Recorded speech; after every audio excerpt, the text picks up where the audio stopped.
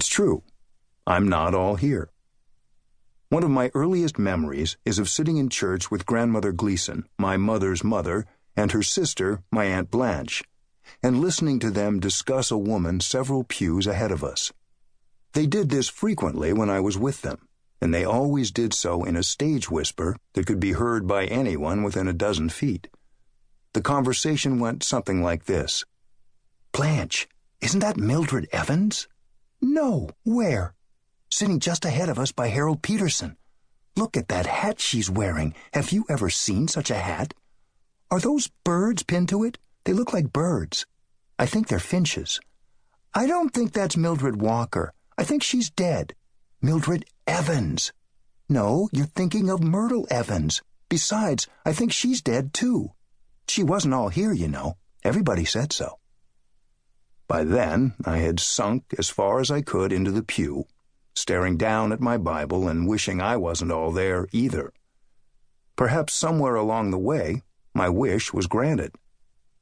I don't like to examine this condition too closely, but I know that it is likely that right at this very moment, one of my relatives or friends is remarking on it.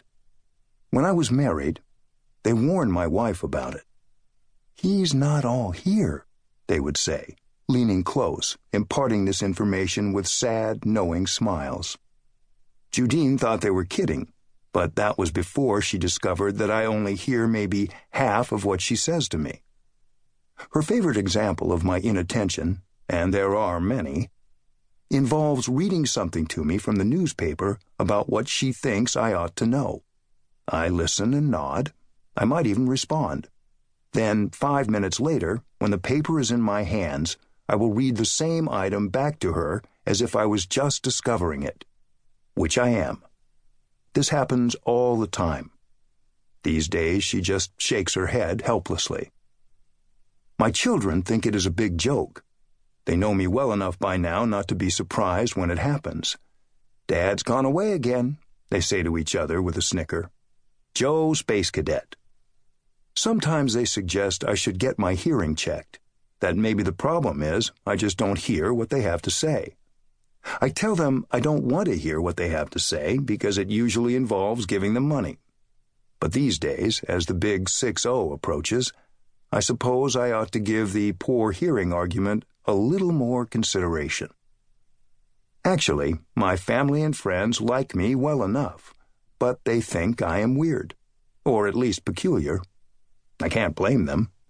I should have grown up a long time ago, and yet here I am writing about elves and magic. I should have a real job by now. I did have a real job, once upon a time. I was a lawyer for 17 years, but I quit when I felt comfortable enough with my writing career to think I could make a living at it. Readers used to ask me at autographing events if it wasn't hard making the transition from practicing law to writing fantasy. I told them there was hardly any difference at all. That always got a laugh. They knew what I meant. So, what am I talking about when I say I am not all here? I mean that if you're a writer, you really can't be. Writers are not all here because a part of them is always over there. Over there being whatever world they are writing about at present. Writers live in two worlds, the real world of friends and family, and the imaginary world of their writing. If you were to measure the difference in time spent between the two, I suspect you would find it quite small.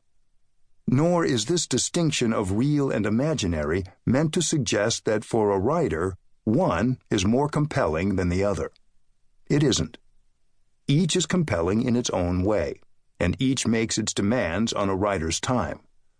But a writer can't ever leave either for very long.